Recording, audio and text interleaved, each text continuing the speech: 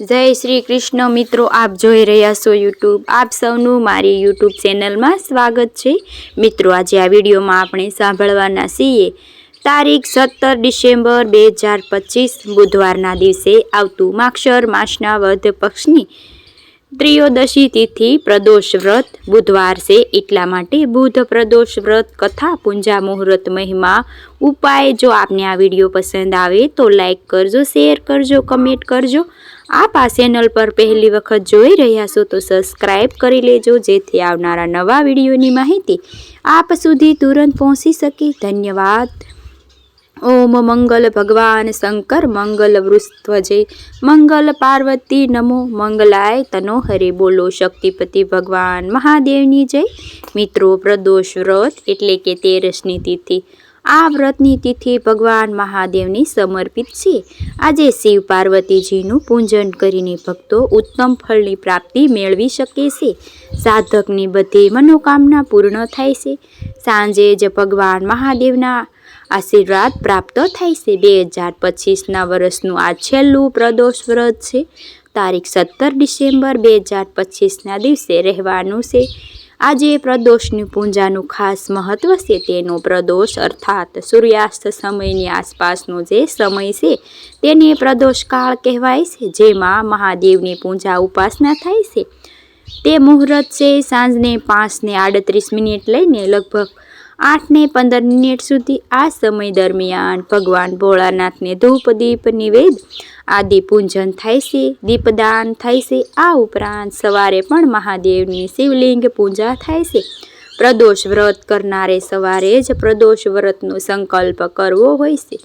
આ વ્રત 13 પ્રદોષ કરી શકાય છે, 16 પ્રદોષ કરી શકાય છે, અથવા તો આખું વર્ષ કે પછી આજના દિવસ પણ કરી શકાય છે। જેવી જેના ભાવ શ્રદ્ધા અને અનુસાર ભગવાન મહાદેવની પૂજા ઉપાસના કરી ભક્તો વિધિ વિધાન અઠવાડિયામાં આ વ્રત પ્રદોષની તિથિ પ્રમાણે જે વાર જે તિથિ વ્રત આવે, ચાહે સોમ પ્રદોષ હોય કે ભૌમ પ્રદોષ હોય કે બુધ પ્રદોષ હોય, શનિ પ્રદોષ હોય કે પ્રદોષના દિવસે સવારે વહેલા ઉઠીને સ્નાન આદિ પરવારી શુદ્ધ વસ્ત્ર ધારણ કરવા, ભગવાન મહાદેવનું પૂજન કરવું, શિવલિંગ ઉપર કાચું દૂધ, દહીં, ગંગાજલ આદિ અભિષેક થાય છે। ભગવાન મહાદેવને બીલીપત્ર અત્યંત પ્રિય છે।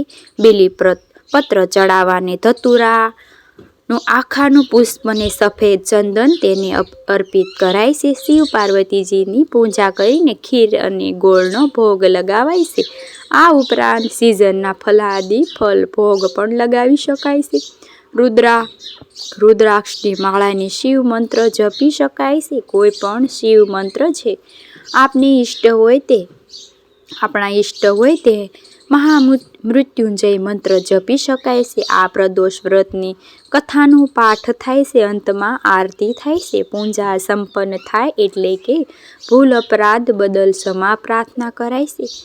મહાદેવ હે પ્રિય એવું આ પ્રદોષનું વ્રત છે, માટે ભોળાનાથને શાંતિ આ પ્રદોષ વ્રતનું વ્રત કહેવાય છે। માત્ર જે ભક્તો કરવા ભગવાન શિવનું આ પ્રદોષ વ્રત મહાદેવને એવું પસંદ છે, પ્રદોષ વ્રત છે, માટે ભોળાનાથને તે એકમાત્ર લોટો જલપણથી પ્રસન્ન થાય છે। જો કે ભક્તો ભાવ પ્રેમ ભગવાન મહાદેવની વિધિ રીતે પૂજા કરે છે। આ 7 વાર પ્રમાણે જ પણ જ્યારે પણ પ્રદોષનું વ્રત આવે છે, તિથિ આવે છે, તે વાર પ્રમાણે પણ પ્રદોષ તિથિનું મહત્વ અલગ અલગ છે।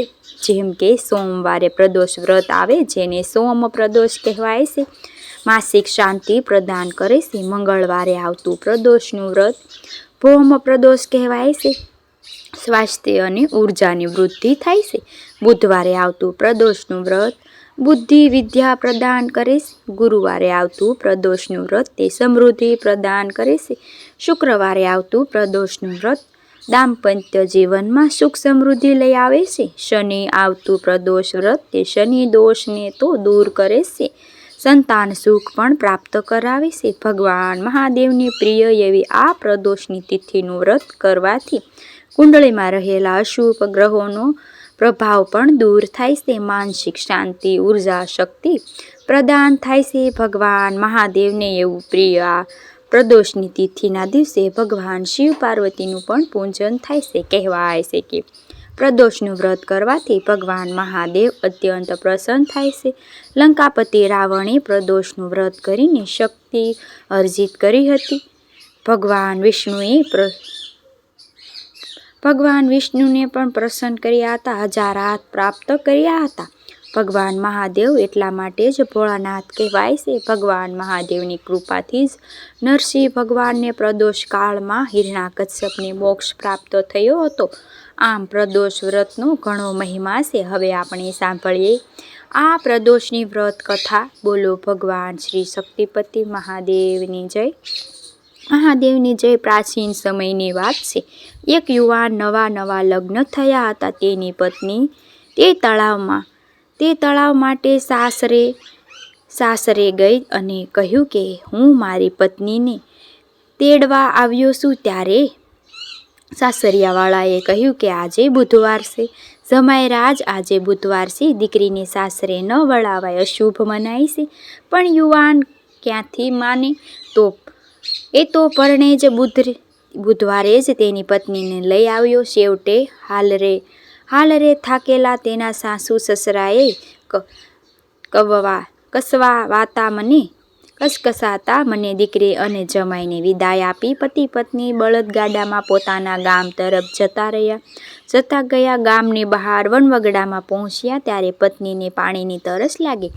તેને પત્નીએ કહ્યું, સ્વામી, મને ખૂબ જ તરસ લાગી છે, મને પાણીની વ્યવસ્થા કરી આપો.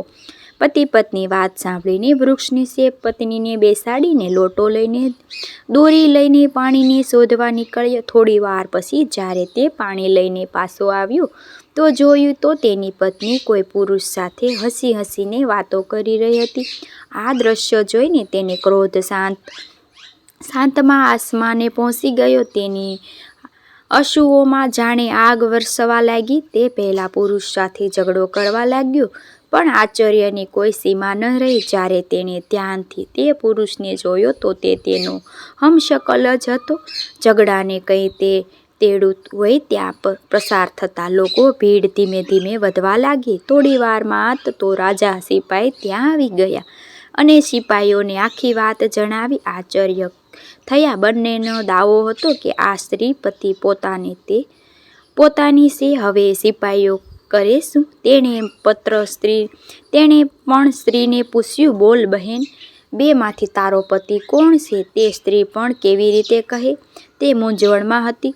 તો લગ્ન થયા હતા, ઝાઝી ઓળખાણ તો હતી નહીં. આવી રીતે જાહેરમાં પોતાની તથા પોતાની પત્નીની આવી જ બેઇજ્જતી જોઈને અસલ જે પુરુષ હતો તેને આંખોમાં આંસુ આવી ગયા. તેને પોતાની ભૂલનો અહેસાસ થયો.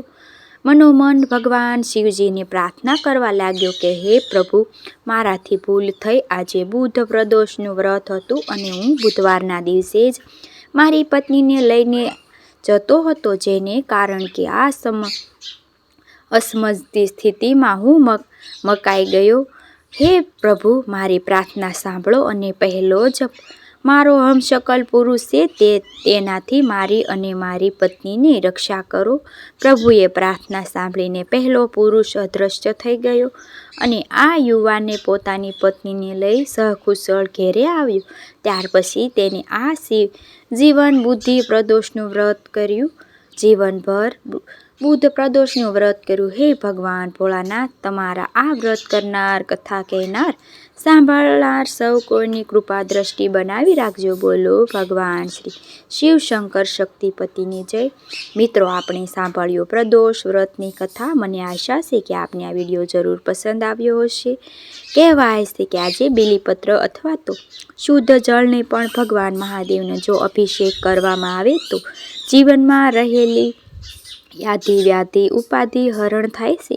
પ્રદોષ અર્થાત 3 દોષને હરનાર. જે 3 દોષ છે, આધિ, વ્યાધિ અને ઉપાધિ, ભગવાન મહાદેવ કે જે ત્રિનેત્રધારી છે, ત્રિશૂલ ધાર કરનાર છે અને ગળામાં મુંડમાળા ધારણ કરનાર, સર્પોની માળા ધારણ કરનાર, મસ્તક ઉપર ચંદ્ર બિરાજમાન તેવા મહાદેવ પ્રદોષ કાળની વ્રત કથા મને સાંભળે.